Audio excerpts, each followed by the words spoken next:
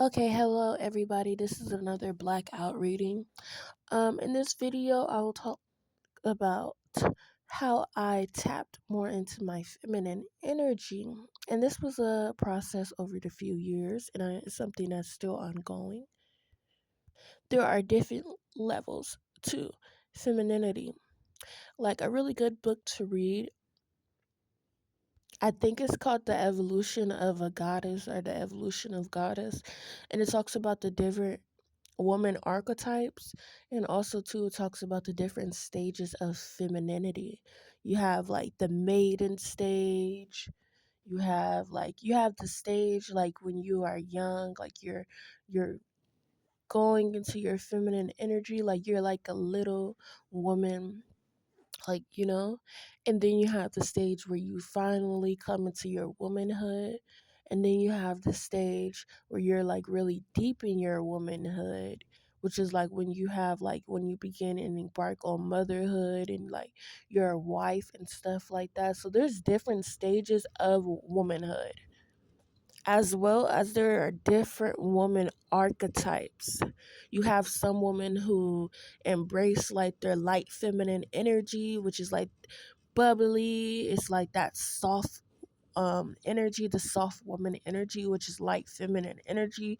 You have some women that embrace their dark feminine energy, which would be like that mysterious, seductive, sensual, take no BS type of energy, and you have some people that embrace both. So when I was younger, I wasn't really in my feminine energy like that. When I was younger, I used to wear like boyish clothes. I used to be like a little tomboy. I used to be in my masculine energy. When I was younger and my mother would ask me like, "Oh, do you want to do arts and craft?" I would say no. It was something that I was not interested in, which this is a part of your femininity as well. Femininity, creativity is a big part of feminine energy. I wasn't too girly back then, but it wasn't until my teenage years where I start embracing more of my feminine energy. That's when I start wearing more dresses, more sandals, more just like girly things. But when I turned 18, I turned the heat up. The way that I healed my feminine energy was through fashion. Wearing a lot of pretty clothes, wearing a lot of dresses, wearing a lot of clothes that made me feel super feminine. Sometimes elegant, sometimes free spirited, sometimes just like a lady. So it was through my fashion, it was through self expression where I connected more with my feminine energy. It was through my emotions, it was through journaling, it was through my friendships, it was by learning the difference of having real love and fake love around me. It was by having real supportive people around me where I could really be vulnerable.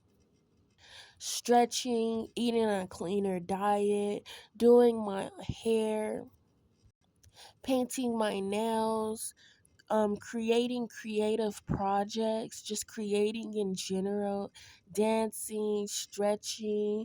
These were different ways that like I began to tap more into my feminine energy, doing things that I enjoy, like going to the beach and stuff like that. Those things helped me so much. Taking myself out of certain environments, and at a certain point in my journey, I fell in love with the color pink. I did not like to use to like the color pink. I did not like the color pink when I was younger. I feel like pink was just like too like girly, or I just feel like I don't know what was going on. But I didn't like the color pink. It wasn't until I got older, like 18 ish, I started liking the color pink.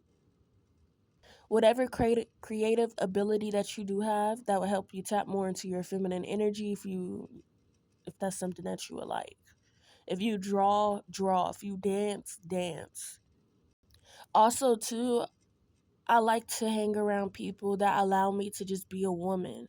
I had certain people in my life that didn't like me being a woman. They didn't like for me to rest like how women rest.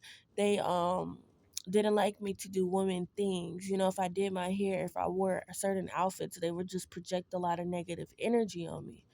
Whereas certain people, they just allowed me to just be me. They allowed me to be a lady. They allowed me to be a woman. And they had no comments about it. They just allowed me to be. And those type of people were accepted into my reality and into my life. A big part of it, a big chunk of it is getting away from the wrong people and the wrong environments, the wrong mindsets, as well, even sometimes like etiquette, even sometimes like the way that you talk, changing the way that you talk. Like there are some ladies that teach women how to talk more feminine and stuff like that.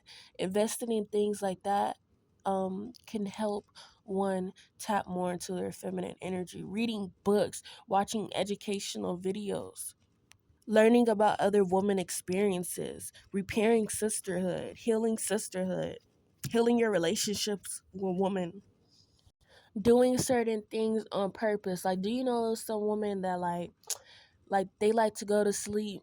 They put perfume on before they go to sleep. They put some lip gloss on before they go to sleep. Like that is operating in your feminine energy. Like that's being intentional with your feminine energy. It's all about feeling good. It's all about the emotions. It's all about the feelings. It's all about the brain chemicals. Pampering yourself, not dating certain type of people.